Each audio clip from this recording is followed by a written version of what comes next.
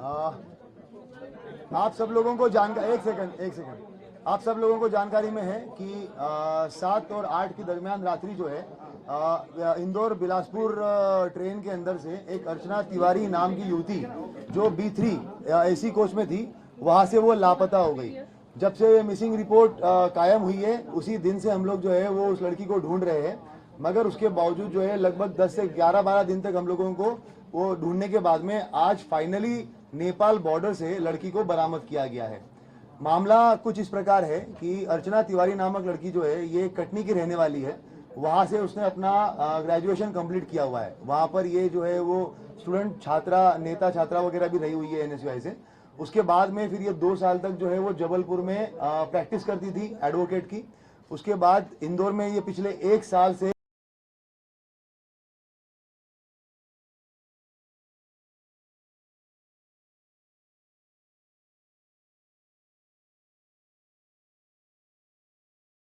चार पांच शादी के प्रपोजल आने के बाद में कुछ इश्यूज हुए, शादियां टूटी या उसको नहीं करना था, उसने ना बोल दिया।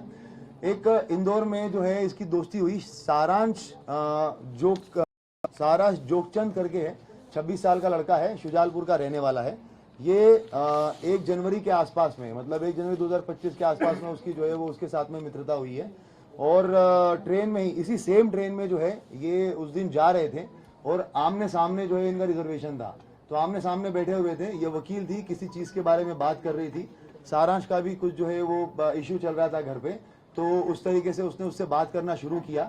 उसके बाद में बातें जो है वो और भी जो इसके लीगल इश्यूज थे, इसने अपना ड्रोन कंपनी का एक कुछ प्राइवेट लिमिटेड कंपनी बनाने के लिए ये प्रयास कर रहा था इंदौर में, तो उसके लीगल डॉक्यूमेंट को लेकर इन आपस में बातचीत होना शुरू हो गई और उसके बाद में फिर इनकी लगातार बातें शुरू हो गई। जब ये घटना दिनांक जो 7 तारीख है, उसके पहले इसके माता पिता ने और इसके बड़े ताऊ ने जो है वो एक तहसीलदार पटवारी के साथ में इसका रिश्ता फिक्स कर लिया था। उस टाइम पे परिवार के साथ में इसकी लंबी कहासुनी हुई है। उन्होंने कहा कि अब तुम अपनी पढ़ाई वढ़ाई सब छोड़ दो और तत्काल वापस आ जाओ, तुम शादी करके जो है वो तुम्हें जाना ही है। अब की बार जो है वो तुम मना नहीं करोगी और तुम्हारा जो पढ़ाई लिखाई, वो कोटिल एकेडमी में इंदौर में पढ़ाई लिखाई कर रही थी लड़की जो है वो, साथ में वकालत कर रही थी, तो करियर खत्म करके अब तुम्हें सिर्फ जो है वो शादी करनी है। ये इस तरीके की बातें जब घर में चल रही थी तो उसका काफी बहसबाजी हुई है। लड़की का जो है वो पढ़ने का मूड था और साथ साथ में अभी ये वकालत और सिविल जज की तैयारी करने का मूड था। तो इसने अपने इस दोस्त को, जो सारांश इसका दोस्त था, तो इससे बात करी। 6 तारीख को ये हरदा में केस के सिलसिले में गई थी, हरदा के आसपास में। वहीं पे ढाबे पे बैठ के एक तेजिंदर करके है, तेजिंदर सिंह और सारांश और लड़की, इन तीनों की बैठ के बात हुई। वहां पे इन लोगों ने प्लान किया कि किस तरीके से जो है अगर हम लोग मतलब बेसिकली ये छोड़ के भाग जाना है। तब ये भी बात हुई थी कि भाग जाना है तो अभी भाग जाते हैं, तो इतना सब कुछ करने की जरूरत क्या है। मगर उस टाइम पे ये बात हुआ कि ऐसा नहीं, अगर ऐसे करेंगे तो वो पता चल जाएगा। ये जो इंदौर बिलासपुर ट्रेन जा रही है वहां पे हम बैठेंगे, चलती ट्रेन में से अगर चले जाएंगे तो बहुत सारी हो सकता है कि मिसिंग पर्सन रिपोर्ट कायम होगा। मिसिंग, क्योंकि वो खुद भी एडवोकेट थी, वो ये जानती थी कि भाई GRP में मामला कायम होगा और वहां पर बहुत ज्यादा ये मिसिंग पर्सन वगैरह जो है वो ऐसे होते रहते हैं, तो हो सकता है कि वो मामला जो है वो ऐसे ही निकल जाए और उसके बाद में हम लोग जो है वो अपनी अलग आइडेंटिटी से अपनी अगली लाइफ स्टार्ट कर, मतलब मैं अपनी अगली लाइफ स्टार्ट कर लूंगी। इस तरीके से इन लोगों ने प्लान बनाया। तेजिंदर जो है ये एक गाड़ी चलाने वाला ड्राइवर था। ये इसके संपर्क में जो है वो पिछले लगभग 3-4 महीने से आया हुआ था। तेजिंदर जो है वो सारांश के थ्रू इसके संपर्क में आया था। ये कहीं पे भी जाना जाती थी, माहेश्वर या बाकी जब जगहों पे, तो ये तेजिंदर के साथ में ही जाती थी, तो तब से इसको जानती थी। ये इटारसी रेलवे स्टेशन के पास में रहता था, तो इनकी बात हुई कि कहां पर CCTV कैमरे नहीं है। तो तेजिंदर ने बताया कि इटारसी रेलवे स्टेशन जो है वो मैं बहुत अच्छे से जानता हूँ, वहां पर जहाँ पे कैमरे नहीं है वहां से मैं इसको लेके चला जाऊंगा। तो ये डिसाइड हुआ कि ये इंदौर से बैठेगी। उसके बाद में फिर जब ये ट्रेन में बैठी है तो इसने सारांश को फोन किया है। कपड़े जो है वो सारांश शुजालपुर में रहने वाला है सारांश, और इंदौर में अप डाउन करता है। वहां से ये कपड़े खरीद के लेके आया उसके। ये एक अपनी XUV 700 XUV गाड़ी से जो है वो बाय रोड वहां पे इटारसी तक आया और नर्मदापुरम तक आया। नर्मदापुरम में इसको तेजिंदर मिला। तेजिंदर के साथ में इसने उसको कपड़े दिए। तेजिंदर जो है वो नर्मदापुरम में ट्रेन में बैठा हुआ है। ट्रेन में बैठने के बाद में इसने लड़की को कपड़े दिए। उसके बाद में जो सारांश है, ये लड़का पहुंचा इटारसी बाय रोड उसके बाद लड़की ने जो है वो अंदर ही अंदर कपड़े वपड़े चेंज किए ताकि उसको कोई पहचान ना सके। उसके बाद में ये A2 B3 कोच में ये थी, मगर ये A2 कोच से अलग से बाहर निकली इटारसी में। इटारसी में ऐसे बाहर निकली कि क्योंकि तेजिंदर को पूरा पता था कि कैमरे का सिस्टम कहाँ पे है और कहाँ पे नहीं है, तो आउटर एरिया में इसने जो है वो लड़की को उतारा और वहां से उसको लेके चला गया। और बाहर जो है वो सारांश वेट कर रहा था, तो वहां पर उसने जो है वो लड़की को लेके जाकर सारांश को दे दिया। लड़की ने अपने मोबाइल और घड़ी जो है वो तेजिंदर को दे दी और बता दिया कि भाई इसको जो है ये आपका बागतवा और मिडघाट वाला जो एरिया है उस तरफ कहीं तो फिकवा देना, ताकि ये बात हो जाएगी। तेजिंदर से उसने ये भी बात की थी कि हम लोग 3-4 लड़कों से एक रिपोर्ट लिखवा देंगे कि भाई कोई तो लड़की जो है वो यहाँ पे गिर गई है करके ऐसा। और ट्रेन में जब आगे गाड़ी वाड़ी रहेगी तो वहां पर हम लोग जो है वो कंप्लेंट करवा देंगे। ये सारी बातें हो गई और उसके बाद में उसको मोबाइल और घड़ी वगैरह दे दिया। लड़की जो है वो सारांश के साथ में आगे चली गई। कोइंसिडेंटली सारांश ने एक व्यक्ति को भी साथ में लेके आया था, तो वो भी उसको भी हम लोगों ने राउंड अप करके उससे बयान लिए हुए हैं, वो चश्मदीद गवाह है। उसके बाद में घटना ये हो गई कि तेजिंदर को उसी टाइम पे दिल्ली की पुलिस उठा, क्यों? कारण तेजिंदर जो है वो किसी फ्रॉड के मामले में आरोपी था। तो उसी रात, सेम रात को 1 बजे जो है वो ये घटनाक्रम होता है और अगले 1 घंटे में तेजिंदर को पुलिस उठा के लेके चली जाती है। अब जब ये पूरा मामला हमारे पास में आता है, लड़की जानबूझ के सामान पूरा के पूरा सीट पे छोड़ के गई ताकि हम लोग ये सोचे कि लड़की हो ना हो कहीं पे गिरी है, वो कहीं पे भागी नहीं है। अगर भागती तो पूरा सामान लेके जाती। ये पूरा सोच के प्लान करके जो है वो सामान वहीं पर रखा गया था। उसके बाद में जैसा कि उसने सोचा था, जब हमारे पास में मामला आया, सारा डिस्कशन हुआ, बात यही हुई कि भाई सामान जो है वो पूरा के पूरा छोड़ के चली गई है। छोड़ के गई इसका मतलब कहीं ना कहीं गिरी होगी। और मिडघाट और वो वाले एरिया का भी जानबूझ के वो मोबाइल जो है वो उसी एरिया में बंद हुआ था, तो हम लोगों ने वहां पर पूरा सर्चिंग ऑपरेशन भी चलाया, पूरे थानों में भी हम लोगों ने बात करी, वो सारी चीजें करी। मगर उसी टाइम पे एक चीज और, सारांश के साथ में जब बात हुई थी तो स्टार्टिंग में जब जनवरी में उसकी बातें हुई थी तो कॉल पे बात होती थी, मगर उसके बाद में व्हाट्सएप कॉल हुआ था। तो वो उस वजह से जो है उसके साथ में वो बातें जो है वो सीडीआर में डिटेक्ट नहीं हो पाई। हम लोगों ने आईपीडीआर निकालने के बाद में उसका नंबर जो जब वापस आया और पता चला कि इससे वापस ये बात हो रही थी और ये लड़का छूट गया है पूछताछ करने के लिए, उसके बाद टीम जो है वो उस तक पहुंची है। तेजिंदर को जब हम लोगों ने ये पता किया, तेजिंदर का नंबर मिला और जब हम लोगों ने उसके बारे में डिटेल पता किया तो हम लोग काफी श्योर हो गए थे कि तेजिंदर इस मामले में लिंक्ड है। मगर जैसे ही हमें पता चला कि ये जो है वो चोरी के मामले में दिल्ली पुलिस उठा के लेके गई है, तो हमें फिर स्टार्टिंग में लगा कि हो सकता है कि ये किसी दूसरे मामले में होगा। पर जब सारांश को उठाया गया और सारांश से जब पूछताछ हुई तो उसने बताया कि तेजिंदर, लड़की और इसने सबने मिलकर ये प्लान किया था। लड़की सारांश के साथ गई, शुजालपुर में गई है, वो गाड़ी की गाड़ी में ही रही, कहीं पे बाहर उतरी नहीं। इन लोगों ने इसका चीज का ध्यान रखा कि कहीं पे भी टोल नाका नहीं आना चाहिए, क्योंकि पुलिस जो है वो टोल नाके पे भी सीसीटीवी कैमरे देखती है और अगर गाड़ी के थ्रू RFID से अगर पैसा कट जाता है तो उससे भी जो है वो डिटेक्ट हो सकता है। तो इन्होंने टोल नाका अवॉइड किया और ऐसे ऐसे रास्ते से गए जहां से टोल नाका नहीं हो। शुजालपुर गए, शुजालपुर के बाद में फिर ये ऑर्बिट मॉल के आसपास से कहीं से इन्होंने एक दूसरा मोबाइल खरीदा।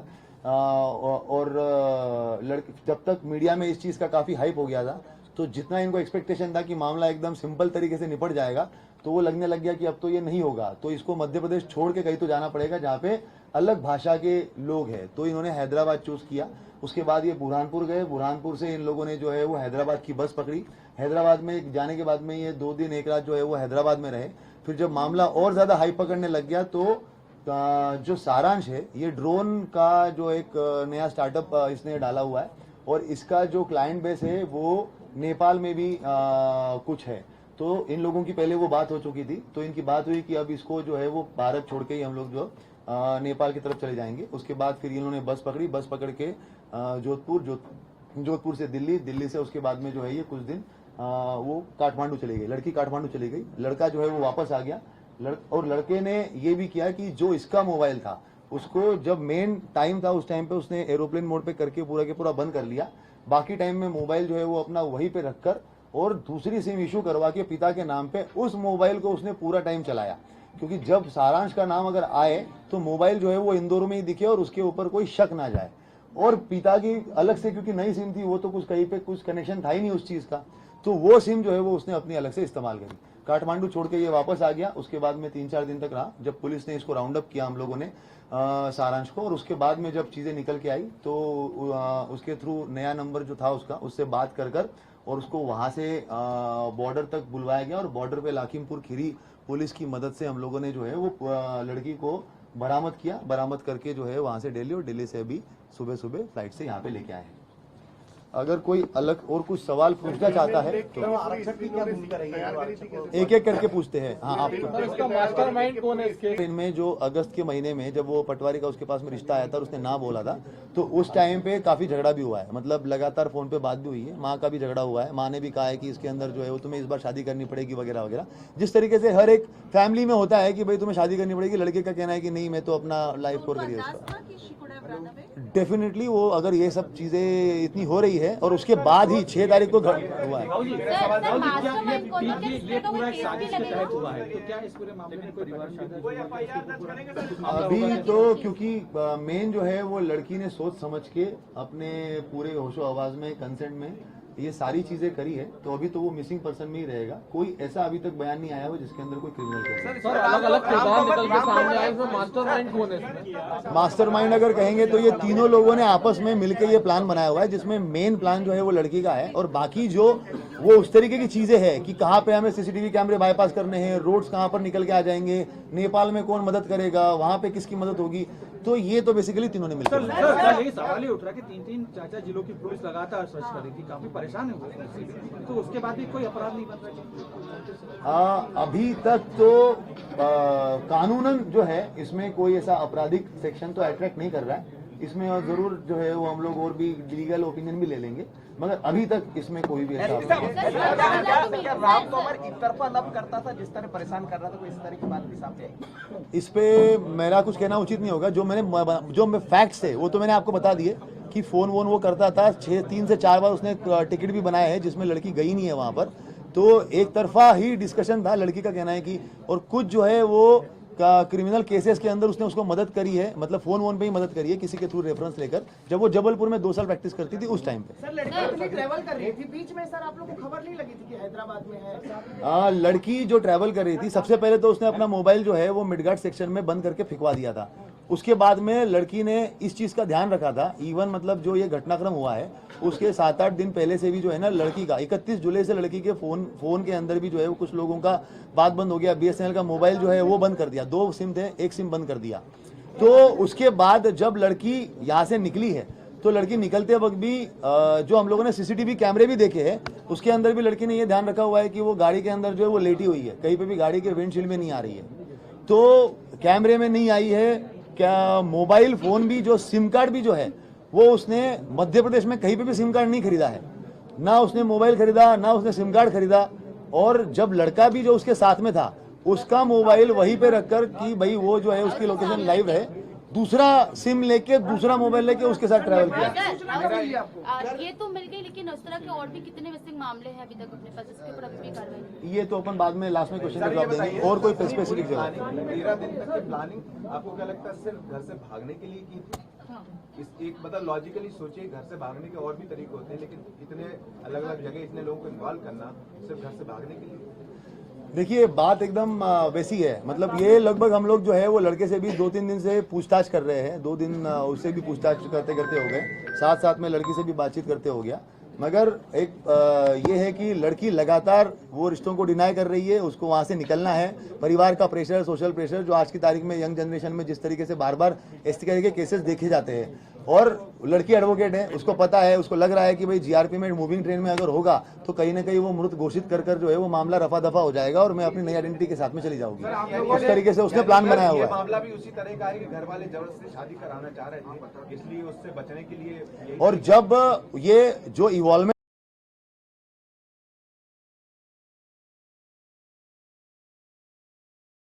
जो मिलने नहीं वाली है, जब वो मामला तुल पकड़ा, पहले तो वो शुजालपुर ही गए थे, वहां पे उन्होंने एक रूम जो है वो रेंट पे भी ले लिया था, मगर जब वो मीडिया में तुल पकड़ा तो उन्होंने बोला कि मध्य प्रदेश छोड़ना पड़ेगा। उस टाइम पे वो डिसाइड हुआ कि मध्य प्रदेश तो छोड़ना पड़ेगा। क्यों? क्योंकि मामला बहुत तुल पकड़ लिया, लगातार सोशल मीडिया पे आ रहा है यहाँ पे। और कोइंसिडेंटली ये हुआ कि जिस जगह पे उन्होंने रूम रेंट पे लिया था वो किसी पास में ही पुलिस वाले का था, तो आते जाते जैसे ही मामला मतलब ज्यादा तुल पकड़ेगा तो ये पुलिस वाला मुझे जरूर पहचान लेगा, तो इसीलिए यहाँ से निकलना बहुत जरूरी है। फिर ऐसे करके वो हैदराबाद निकल गई। हैदराबाद निकलने के बाद में जब मामला और ज्यादा तुल पकड़ने लग गया तो उसके बाद में फिर जो है 14 अगस्त था, जिस दिन वो दिल्ली पहुंची 15 अगस्त के दिन जो है वो काठमांडू चली गई थी और 15 अगस्त को 14 अगस्त को काठमांडू चली गई थी और 15 अगस्त को जो है वो लड़का उसको छोड़ के वहां से वापस आ गया था। तो ये पूरा जो डेवलपमेंट है 7 तारीख से लेके 14 तारीख तक का है, जो बीच बीच में उन्होंने सोचा है कि नहीं अब इतना हाइप हो गया है, अब इतना ये हो गया है, पूरी पुरजोर तरीके से कोशिश की जा रही है, तो हमें तो अब देश ही छोड़ना पड़ेगा। तो उसके बाद में फिर उसने वो वो लगातार मिसलीड उसने किया, मिसलीड किया, सारे दिन उसने बदले, तमाम तरह की चीजें, पुलिस परेशान होती। तो क्या आपराधिक मामला इस पर नहीं बनता? कोई दबाव है क्या इस पर? मतलब क्यों ऐसा? नहीं, ये आपराधिक मामले के बारे में एज सच जो है इसमें, क्योंकि उसके साथ में कोई गलत घटना नहीं हुई है, वो खुद ही उसके अंदर मिसिंग पर्सन है, कानूनन उसके अंदर अभी तक तो कोई मामला नहीं बनता।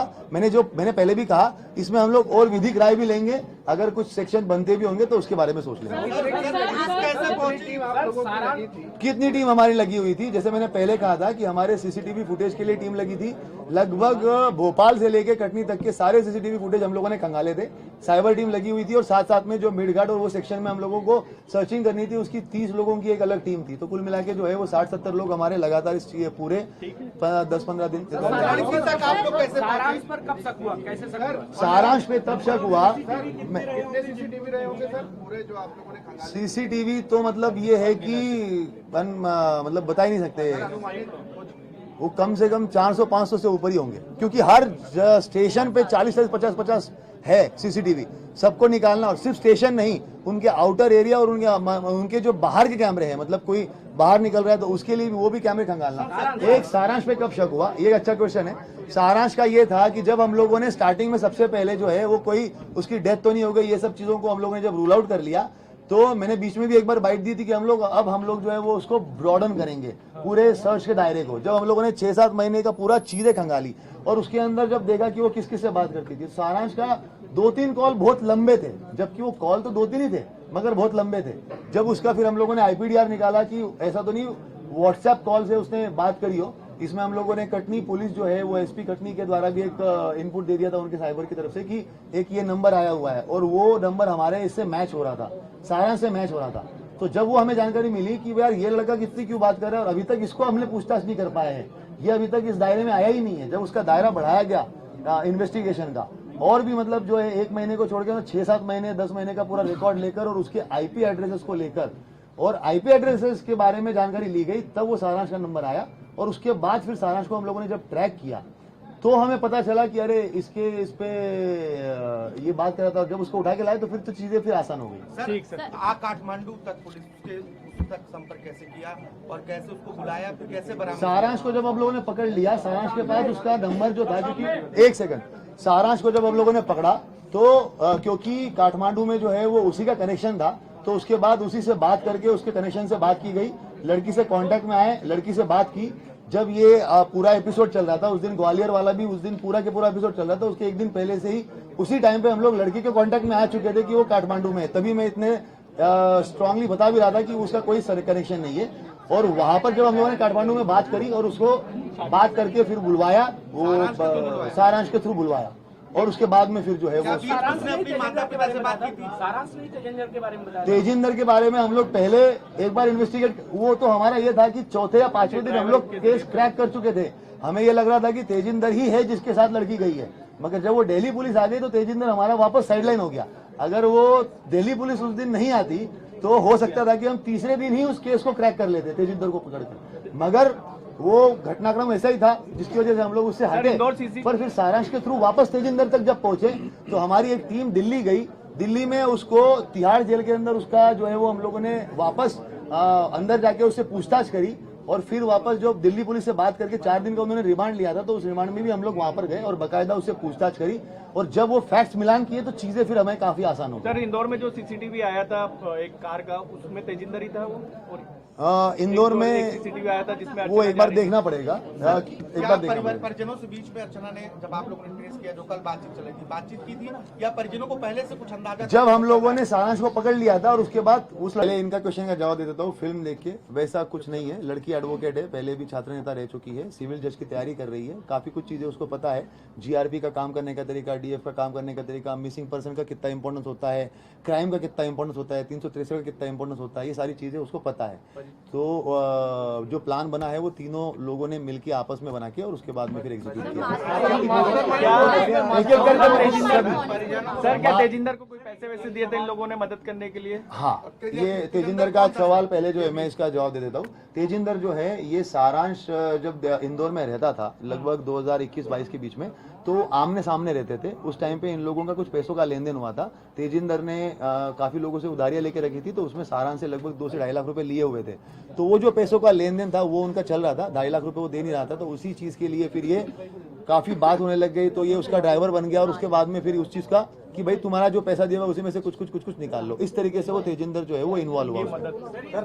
राम तोमर वाली बात मैं पहले कंप्लीट कर लेता हूँ। राम तोमर जो है गुमशुदगी वाले मामले में कहीं से कहीं तक इन्वॉल्व नहीं है, मगर राम तोमर की जो पहचान है वो लगभग ग्वालियर जबलपुर में जब लड़की प्रैक्टिस करती थी उस टाइम पे किसी के थ्रू ही लड़की से हमने बातचीत करी है। आप भी अलग से अभी बाद में भी उससे जब भी बातचीत होगी तो जानकारी में आएगा। लड़की का कहना है कि राम तोमर को आज तक उसने चेहरा भी नहीं देखा उसका, मगर राम तोमर उसको लगातार फोन करता था और उसने बीच में 3 से 4 बार उसके टिकट्स बना दिए थे, जो एक भी टिकट में वो वापस गई नहीं है। उसका ये कहना था कि तू ग्वालियर आ जा और ग्वालियर में जो है वो प्रैक्टिस कर। वो थोड़ा परेशान थी उससे कि वो बार बार फोन क्यों करता है करके। जब वो ऑफिशियल काम है तब तक तो ठीक है, पर बार बार फोन क्यों करता है। मगर जो गुमशुदगी वाला पार्ट है उससे राम तोमर का कुछ भी लेना देना नहीं है।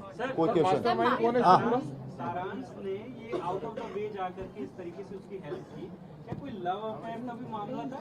लड़की डिनाई करती है, लड़की बताती है कि वो मेरा दोस्त था, बाकी तो और वो अच्छे से इस सवाल का जवाब दे पाएगी। लड़की के पास में हाँ कुछ पैसा वगैरह, लड़की क्योंकि कमाती थी, खुद ही उसके केस वेस चलते थे। उसका जो है वो हरदा में भी एक अलग से केस पे काम कर रही थी, खंडवा में भी किसी केस पे काम कर रही थी। तो लड़की खुद भी कमाती थी। उसने अपने माँ का ऑपरेशन जो किया था, तो ऑपरेशन में भी उसने खुद ने पैसे जो है वो खर्च किए हैं। तो पैसा उसके पास में था और कुछ पैसा जो है वो सारांश ने कुछ मदद किया। पेरेंट्स को अंदाज था लड़की के पेरेंट्स को आपने कहा कि उन लोगों के बीच में काफी हाँ पेरेंट्स को जो है ये लगातार इनमें जो अगस्त के महीने में जब वो पटवारी का उसके पास में रिश्ता आया था और उसने ना बोला था, तो उस टाइम पे काफी झगड़ा भी हुआ है। मतलब लगातार फोन पे बात भी हुई है, माँ का भी झगड़ा हुआ है। माँ ने भी कहा है कि इसके अंदर जो है वो तुम्हें इस बार शादी करनी पड़ेगी वगैरह वगैरह। जिस तरीके से हर एक फैमिली में होता है कि भाई तुम्हें शादी करनी पड़ेगी, लड़के का कहना है कि नहीं मैं तो अपना लाइफ स्कोर करिए उसका। डेफिनेटली वो अगर ये सब चीजें इतनी हो रही है और उसके बाद ही 6 तारीख को हुआ है। ये पूरा एक साजिश के तहत हुआ है, तो क्या इस पूरे मामले में कोई रिवर्स?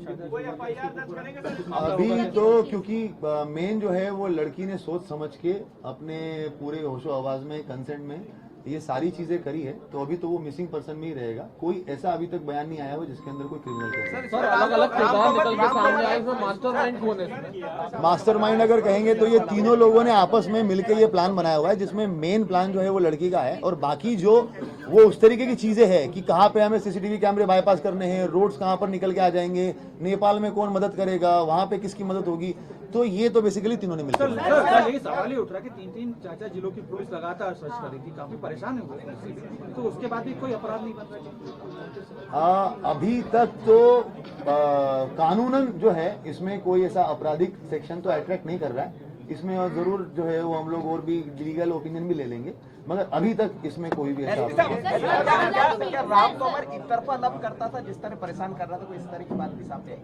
इस पे मेरा कुछ कहना उचित नहीं होगा। जो फैक्ट्स थे वो तो मैंने आपको बता दिए कि फोन वोन वो करता था। 3 से 4 बार उसने टिकट भी बनाया है जिसमें लड़की गई नहीं है वहां पर।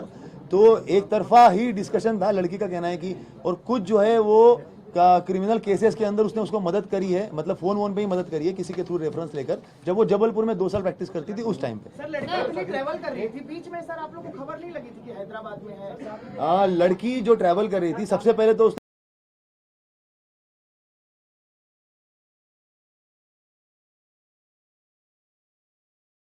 उसके 7-8 दिन पहले से भी जो है ना लड़की का 31 जुलाई से लड़की के फोन के अंदर भी जो है वो कुछ लोगों का बात बंद हो गया। BSNL का मोबाइल जो है वो बंद कर दिया, 2 सिम थे, 1 सिम बंद कर दिया। तो उसके बाद जब लड़की यहाँ से निकली है तो लड़की निकलते वक्त भी जो हम लोगों ने CCTV कैमरे भी देखे हैं उसके अंदर भी लड़की ने ये ध्यान रखा हुआ है कि वो गाड़ी के अंदर जो है वो लेटी हुई है, कहीं पे भी गाड़ी के विंडशील्ड में नहीं आ रही है। तो कैमरे में नहीं आई है क्या, मोबाइल फोन भी जो सिम कार्ड भी जो है वो उसने मध्य प्रदेश में कहीं पे भी सिम कार्ड नहीं खरीदा है, ना उसने मोबाइल खरीदा ना उसने सिम कार्ड खरीदा। और जब लड़का भी जो उसके साथ में था उसका मोबाइल वहीं पे रखकर कि भाई वो जो है उसकी लोकेशन लाइव है, दूसरा सिम लेके दूसरा मोबाइल लेके उसके साथ ट्रैवल किया। ये तो मिल गई, लेकिन उस तरह के और भी कितने मिसिंग मामले हैं अभी तक अपने पास जिसके ऊपर अभी भी कार्रवाई? ये तो अपन बाद में लास्ट में क्वेश्चन का जवाब देंगे। और कोई स्पेसिफिक जवाब? 13 दिन तक की प्लानिंग आपको क्या लगता है सिर्फ घर से भागने के लिए की थी? इस एक मतलब लॉजिकली सोचिए, घर से भागने के और भी तरीके होते हैं, लेकिन इतने अलग अलग जगह इतने लोगों को इन्वॉल्व करना सिर्फ घर से भागने के लिए? देखिए बात एकदम वैसी है, मतलब ये लगभग हम लोग जो है वो लड़के से भी 2-3 दिन से पूछताछ कर रहे हैं। 2 दिन उससे भी पूछताछ करते करते हो गए, साथ साथ में लड़की से भी बातचीत करते हो गया। मगर एक ये है कि लड़की लगातार वो रिश्तों को डिनाई कर रही है, उसको वहाँ से निकलना है। परिवार का प्रेशर, सोशल प्रेशर जो आज की तारीख में यंग जनरेशन में जिस तरीके से बार बार इस तरह के केसेस देखे जाते हैं, और लड़की एडवोकेट है, उसको पता है, उसको लग रहा है कि भाई जीआरपी में मूविंग ट्रेन में अगर होगा तो कहीं ना कहीं वो मृत घोषित कर जो है वो मामला रफा दफा हो जाएगा और मैं अपनी नई आइडेंटिटी के साथ में चली जाऊंगी। उस तरीके से उसने प्लान बनाया हुआ ये है। मामला भी उसी तरह का है कि घर वाले जबरदस्ती शादी कराना चाह रहे थे, इसलिए उससे बचने के लिए और जब ये जो इवॉल्वमेंट हुआ, मतलब इवॉल्व हुआ है मामला, वो तब इवॉल्व हुआ है। उसको एज ए एडवोकेट उसको ये था कि मिसिंग पर्सन रिपोर्ट को कोई बहुत ज्यादा तवज्जो मिलने नहीं वाली है। जब वो मामला तुल पकड़ा, पहले तो वो शुजालपुर ही गए थे, वहां पे उन्होंने एक रूम जो है वो रेंट पे भी ले लिया था। मगर जब वो मीडिया में तुल पकड़ा तो उन्होंने बोला कि मध्य प्रदेश छोड़ना पड़ेगा। उस टाइम पे वो डिसाइड हुआ कि मध्य प्रदेश तो छोड़ना पड़ेगा। क्यों? क्योंकि मामला बहुत तुल पकड़ लिया, लगातार सोशल मीडिया पे आ रहा है यहाँ पे। और कोइंसिडेंटली ये हुआ कि जिस जगह पे उन्होंने रूम रेंट पे लिया था वो किसी पास में ही पुलिस वाले का था। तो आते जाते जैसे ही मामला मतलब ज्यादा तुल पकड़ेगा तो ये पुलिस वाला मुझे जरूर पहचान लेगा, तो इसीलिए यहाँ से निकलना बहुत जरूरी है। फिर ऐसे करके वो हैदराबाद निकल गई। हैदराबाद निकलने के बाद में जब मामला और ज्यादा तुल पकड़ने लग गया तो उसके बाद में फिर जो है 14 अगस्त था जिस दिन वो दिल्ली पहुंची। 15 अगस्त के दिन जो है वो काठमांडू चली गई थी और 14 अगस्त को काठमांडू चली गई थी और 15 अगस्त को जो है वो लड़का उसको छोड़ के वहां से वापस आ गया था। तो ये पूरा जो डेवलपमेंट है 7 तारीख से लेके 14 तारीख तक का है। जो बीच बीच में उन्होंने सोचा है कि नहीं अब इतना हाइप हो गया है, अब इतना ये हो गया है, पूरी पुरजोर तरीके से कोशिश की जा रही है, तो हमें तो अब देश ही छोड़ना पड़ेगा। तो उसके बाद में फिर उसने वो उसने किया, मिसलीड किया, सारे सिम उसने बदले, तमाम तरह की चीजें, पुलिस परेशान होते। तो क्या आपराधिक मामला इस पर नहीं बनता? कोई दबाव है क्या इस पर? मतलब क्यों ऐसा? नहीं, ये आपराधिक मामले के बारे में एज सच जो है इसमें, क्योंकि उसके साथ में कोई गलत घटना नहीं हुई है, वो खुद ही उसके अंदर मिसिंग पर्सन है, कानूनन उसके अंदर अभी तक तो कोई मामला नहीं बनता। मैंने पहले भी कहा, इसमें हम लोग और विधिक राय भी लेंगे, अगर कुछ सेक्शन बनते भी होंगे तो उसके बारे में सोच लेंगे। कितनी टीम हमारी लगी हुई थी? जैसे मैंने पहले कहा था कि हमारे सीसीटीवी फुटेज के लिए टीम लगी थी। लगभग भोपाल से लेके कटनी तक के सारे सीसीटीवी फुटेज हम लोगों ने खंगाले थे। साइबर टीम लगी हुई थी और साथ साथ में जो मेडघाट और वो सेक्शन में हम लोगों को सर्चिंग करनी थी, उसकी 30 लोगों की एक अलग टीम थी। तो कुल मिला के जो है वो 60-70 लोग हमारे लगातार इस पूरे 10-15 दिन। सारांश पर कब शक हुआ, कैसे शक हुआ? सारांश पे तब शक हुआ, सीसीटीवी रहे होंगे सर पूरे जो आप लोगों ने खंगाले? सीसीटीवी तो मतलब ये है कि मतलब बता ही नहीं सकते, वो कम से कम 400-500 से ऊपर ही होंगे, क्योंकि हर स्टेशन पे 40-50 है सीसीटीवी। सबको निकालना, और सिर्फ स्टेशन नहीं, उनके आउटर एरिया और उनके जो बाहर के कैमरे हैं, मतलब कोई बाहर निकल रहा है तो उसके लिए भी वो भी कैमरे खंगालना। एक सारांश पे कब शक हुआ, ये अच्छा क्वेश्चन है। सारांश का ये था कि जब हम लोगों ने स्टार्टिंग में सबसे पहले जो है वो कोई उसकी डेथ तो नहीं हो गई, ये सब चीजों को हम लोगों ने जब रूल आउट कर लिया, तो मैंने बीच में भी एक बार बाइट दी थी कि हम लोग जो है वो उसको ब्रॉडन करेंगे पूरे सर्च के दायरे को। जब हम लोगों ने 6-7 महीने का पूरा चीजें खंगाली और उसके अंदर जब देखा कि वो किस किस से बात करती थी, सारांश का 2-3 कॉल बहुत लंबे थे, जबकि वो कॉल तो 2-3 ही थे मगर बहुत लंबे थे। जब उसका फिर हम लोगों ने IPDR निकाला कि ऐसा तो नहीं व्हाट्सएप कॉल से उसने बात करी हो। इसमें हम लोगों ने कटनी पुलिस जो है वो SP कटनी के द्वारा भी एक इनपुट दे दिया था उनके साइबर की तरफ से कि एक ये नंबर आया हुआ है, और वो नंबर हमारे इससे मैच हो रहा था, सारांश से मैच हो रहा था।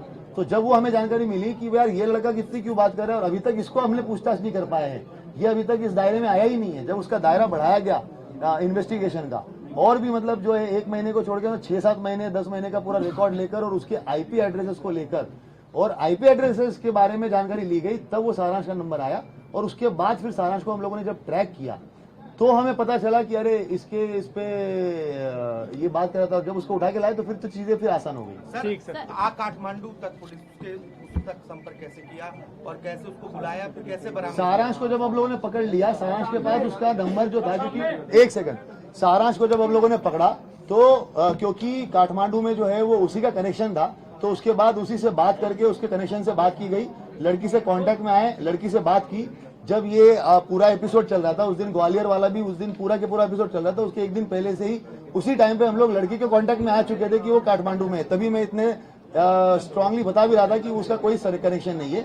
और वहां पर जब हम लोगों ने काठमांडू में बात करी और उसको बात करके फिर बुलवाया, वो सारांश के थ्रू बुलवाया, और उसके बाद में फिर जो है वो अपनी माता पिता से बात की थी। सारांश ने तेजिंदर के बारे में बताया। तेजिंदर के बारे में हम लोग पहले एक बार इन्वेस्टिगेट, वो तो हमारा ये था कि चौथे या पांचवें दिन हम लोग केस क्रैक कर चुके थे। हमें ये लग रहा था कि तेजिंदर ही है जिसके साथ लड़की गई है, मगर जब वो दिल्ली पुलिस आ गई तो तेजिंदर हमारा वापस साइडलाइन हो गया। अगर वो दिल्ली पुलिस उस दिन नहीं आती तो हो सकता था कि हम तीसरे दिन ही उस केस को क्रैक कर लेते तेजिंदर को पकड़कर, मगर वो घटनाक्रम ऐसा ही था जिसकी वजह से हम लोग उससे हटे।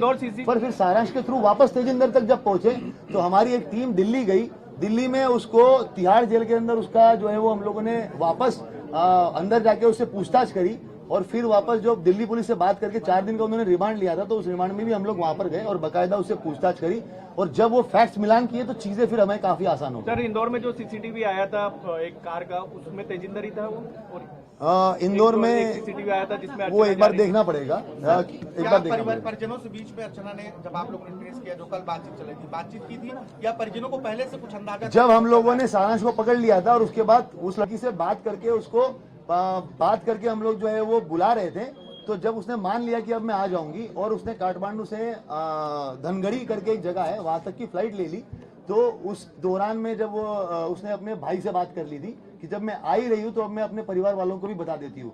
उसी टाइम पे वो ग्वालियर वाला इशू चल रहा था, और जब आप सब लोग बोल रहे थे कि परिवार वालों से बात हो गई है, तो वो इसीलिए हुई थी क्योंकि पुलिस तब तक उसको बुला चुकी थी, धनगढ़ी तक वो आ चुकी थी, और अब वो ये था कि अब मैं आ ही रही हूँ तो मैं अपने परिवार से बात कर लेती हूँ, तो उसने अपने परिवार से उससे बात कर ली। हम ही ने उसको बुलाया था, जब मैं वही तो बता रहा हूँ तुमको कि काठमांडू में जब थी तो सारांश के थ्रू बात हुई है।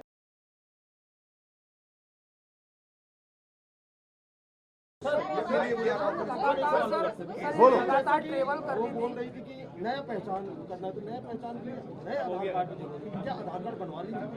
वो एक सपना नाम का एक अलग कोई इसका आधार कार्ड रखी हुई थी, मगर जब वो काठमांडू और वो बॉर्डर क्रॉस किया है, उसके अंदर ये है कि जब सारांश, एक सेकंड, सारांश उसके साथ में था, तो सारांश का आईडी दिखाकर ही पूरी की पूरी गाड़ी पास हो गई, उसको आधार कार्ड दिखाने की जरूरत नहीं पड़ी।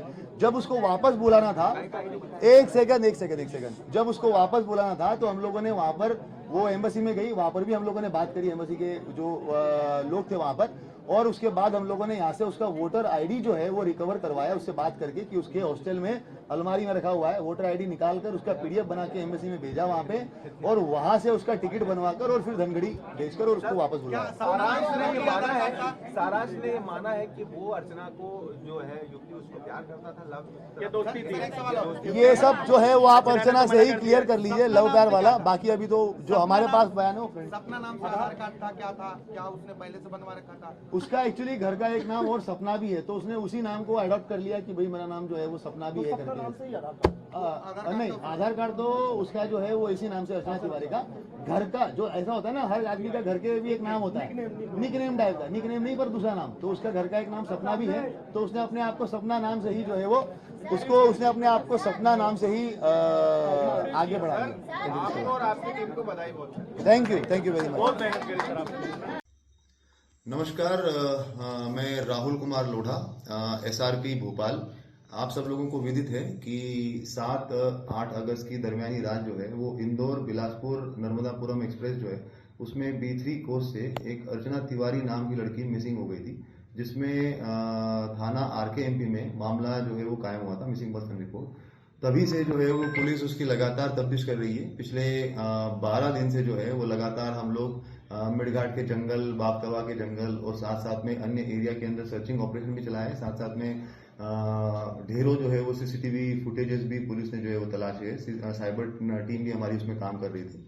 आज फाइनली जो है 19 अगस्त को हम लोगों को उसमें सफलता मिली है। उसमें हमारी जो टीम है अभी यूपी में लाखीमपुर खेरी करके जो जगह है नेपाल बॉर्डर के पास में, वहां से अर्चना तिवारी को बरामद कर लिया गया है। पुलिस टीम जो है वो वहाँ से उसको लेकर भोपाल की तरफ रवाना हो गई है और जल्दी उसको लाकर उसके बयान लिए जाकर अग्रिम कार्यवाही जो है वो की जाएगी। Thank you. लगातार जो है खोज की जा रही प्रशासन द्वारा, जो अर्चना बेटी है जो लापता है आधे रास्ते से, क्या लग रहा है, कितनी उम्मीद है क्या किया जाना चाहिए? अब मुझे ऐसा एहसास होने लगा है कि जब शासन प्रशासन बहुत उससे लग गया है और पूरे ये उसमें वायरल हो रहा है, तो वह मेरी बच्ची ये कहीं न कहीं सुरक्षित मिल जाएगी, मुझे ऐसा लगने लगा है। परंतु अभी जब तक मिलती नहीं है, मैं शासन प्रशासन से ये निवेदन करता हूँ कि मेरी बच्ची ये जल्द से जल्द ढूँढ के मेरे को सौंपी जाए। जिस तरीके से आपने एक बयान आया था आपके सामने जिस तरीके से सीबीआई जांच की जानी चाहिए और मानव तस्करी से जोड़ के देखा जाए, अभी तक कुछ पे अपडेट आया? नहीं, अभी कुछ मेरे पास कोई ऐसी खबर नहीं आई है और ये है कि इसमें स्वयं जो है मुख्यमंत्री जी ने कहा है कि ये संज्ञान में लिया है और जीआरपी भी बहुत अच्छा काम कर रही है, ऐसा मैंने अभी सुना है। सब पता चला है कि ये जो है बहुत जोड़-तोड़ से लगी है जो पुलिस। तो अब ऐसा उम्मीद लग रही है कि मेरी बच्ची को ढूँढ डालेगी पुलिस और अच्छी बात है, मुझे ये सौंपे जिससे हमारे परिवार की स्थिति सही हो, सबका स्वास्थ्य ठीक हो जाए और घर में खुशियाँ वापस आ जाएँ। जिस तरीके से आपने सीबीआई की जांच की थी और मानव तस्करी को जोड़ने की, तो क्या बोला था आपने, क्या कहा था उसमें? उस समय कहा था कि ये जांच की जाए, परंतु वह अब ऐसा ऐसा एहसास होता है कि ये पुलिस ही अपना मामला सॉल्व कर लेगी। इसलिए यदि मामला यहीं सॉल्व हो जाता है तो वह सीबीआई की ज़रूरत ही नहीं पड़ेगी और यदि नहीं सॉल्व करवाई तो फिर अपन आगे वो करेंगे कि सी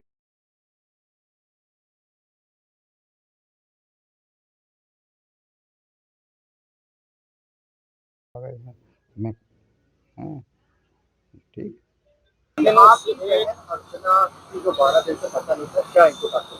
देखिए, इनपुट मेरे पास केवल इतना है कि अर्चना के साथ कोई कैजुअलिटी नहीं हुई है, अर्चना सकुशल सुरक्षित है। अब क्या कहानी है, क्या घटना हुई, क्या घटनाक्रम हुआ, ये पूरी जानकारी रेल पुलिस देगी, मेरे पास की कोई जानकारी नहीं। ऐसा कहा जा रहा है कि अर्चना की उसके परिजनों से बात हुई है, उसकी भी आपको बताया ना मैंने आपको, परिजनों से उसकी बात हुई है, उसकी माताजी से, और उसने ये बताया कि मैं सुरक्षित हूँ। आगे की घटनाक्रम क्या हुआ इन 7-8 दिनों 10 दिनों में, ये पूरी जानकारी रेल पुलिस देगी। ठीक है, इसके अलावा और कोई जानकारी नहीं, मेरे पास कोई जानकारी।